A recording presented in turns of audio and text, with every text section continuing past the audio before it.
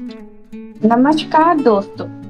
हिंदी कहानी संग्रह चैनल में आप सबका फिर से स्वागत है। आज की कहानी का शीर्षक है ईश्वर की महिमा। एक बूढ़ी औरत नदी के किनारे छोटी सी कुटिया में अकेले रहती थी। कुटिया के आगे उस बूढ़ी औरत ने सब्जियों का बहुत बड़ा बागान लगाया था। उस सब्जी को बेचकर उसका गुजारा चल जाता था। एक दिन शाम को वह बूढ़ी औरत सब्जी बेच के घर लौटी तो उसने अपने लिए खाने में चावल और सब्जी बनाई। वह बूढ़ी औरत खाने से पहले एक कटोरा चावल हमेशा भगवान श्री कृष्ण की मूर्ति के आगे प्रसाद चढ़ाती थी, फिर खाना ग्रहण करती थी। उस दिन भी उसने अपने घर में भगवान श्री कृष्ण की मूर्ति के आगे चावल का कटोरा प्रसाद के रूप में चढ़ाया। तभी से कुछ साधुओं के आने की आहट सुनाई पड़ी। उसने बाहर आके देखा तो 4 साधु उसके कुटिया के आगे पेड़ की छाया में बैठे हुए थे। बूढ़ी औरत ने जाकर उन्हें प्रणाम किया। साधु काफी थके हुए थे और भूखे भी थे। उन्होंने उस औरत के सामने भोजन करने का प्रस्ताव रखा। उस बूढ़ी औरत ने हाँ कह दिया।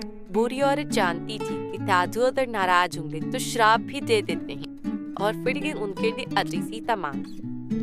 वह बूढ़ी औरत तुरंत अपने घर के अंदर जाकर रसोई में देखा तो केवल 2 साधु के लिए पर्याप्त भोजन था।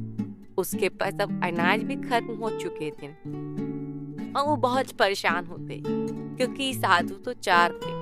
वह भगवान श्री कृष्ण की मूर्ति के सामने आंखें बंद करके खड़ी हो गई और प्रार्थना करने लगी। काफी देर के बाद जब उस बूढ़ी औरत ने आंखें खोली तो उसने देखा कटोरे में प्रसाद के रूप में रखा हुआ चावल नहीं है। उसे बहुत ही आश्चर्य हुआ।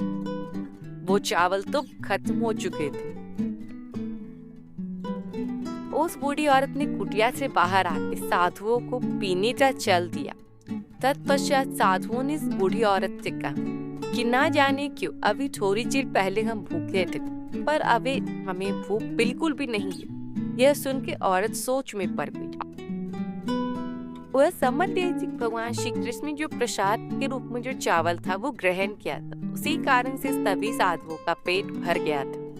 उस बूढ़ी औरत ने मन ही मन भगवान को धन्यवाद कहा। सभी साधु बिना भोजन ग्रहण किए ही उस कुटिया से जाने लगे। जाने से पहले साधु ने इस बूढ़ी औरत को खूब सारा आशीर्वाद दिया और कहा कि तुम्हारे घर में अनाज का भंडारा कभी खत्म नहीं हो। यह सुनकर उस औरत ने सबको धन्यवाद कहा। शिक्षा। सच्चे मन से की गई प्रार्थना ईश्वर जरूर सुनते हैं।